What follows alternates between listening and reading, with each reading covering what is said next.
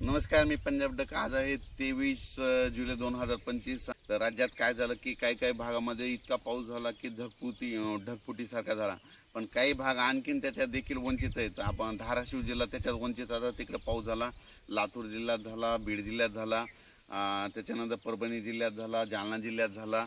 पण आता त्याच्यामधून काही आणखी वंचित भाग राहिलेला आहे। तर उत्तर महाराष्ट्रामध्ये काय झालं, पारोळा धुळे त्या साईडकडे पाऊस नाही, तर त्या शेतकऱ्याला सांगू इच्छितो की आणखीन म्हणजे 27 जुलैपर्यंत तुमच्या इकडं म्हणजे आणखी 5-6 दिवस पाऊस आहे, तिकडे पडून जाणार आहे। म्हणून ही तुमच्यासाठी आनंदाची बातमी। नांदेड जिल्ह्यामध्ये इथं बिदर कर्नाटक शेतकऱ्याचे फोन आले, उमरी नायगाव तिकडल्या शेतकऱ्याचे, धर्माबादच्या शेतकऱ्याचे फोन आले, तिकडे पाऊस नाही। तिकडे देखील ह्या म्हणजे 4 दिवसात आणखीन पाऊस पडून जाईल, म्हणून काही चिंता करायची गरज नाही।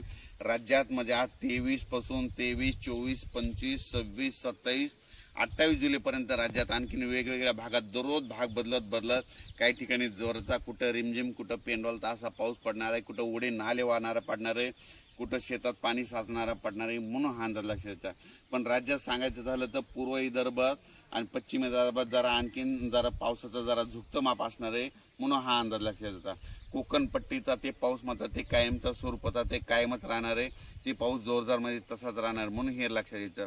पण राज्यात सांगायचं झालं तर 23, 24, 25, 26, 27 जुलैपर्यंत दररोज म्हणजे पूर्व विदर्भ, पश्चिम विदर्भ, दक्षिण महाराष्ट्र, उत्तर महाराष्ट्र, कोकणपट्टी, खानदेश, मराठवाडा सगळ्याच जिल्ह्यामध्ये दररोज वेगवेगळ्या भागात दररोज भाग बदलत पाऊस पडणार आहे, पण जोराचा पडणार आहे, सगळ्या पिकांना जीवदान भेटणारा असा पाऊस पडणार आहे, म्हणून हे अंदाज लक्षात आहे। मी अगोदरच सांगितलं होतं की जूनच्या शेवटच्या आठवड्यात पाऊस येणार आहे, जुलैच्या शेवटच्या आठवड्यात पाऊस येणार आहे, सगळ्या शेतकऱ्याला पिकाला जीवदान ठरणार आहे, म्हणून हा अंदाज सांगितला होता।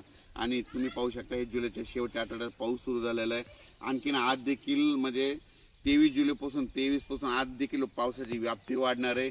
म्हणजे आज नांदेड भागाकडे देखील पाऊस पडणार आहे, म्हणजे देगलूरकडे देखील पडणार आहे, त्या भागात पाऊस पडला नव्हता त्या भागात पडणार आहे, तेलंगणात पडणार आहे, आंध्रात पडणार आहे, इकडे अक्कोल साईडला कमी पडला होता तिकडे देखील पडून जाणार आहे।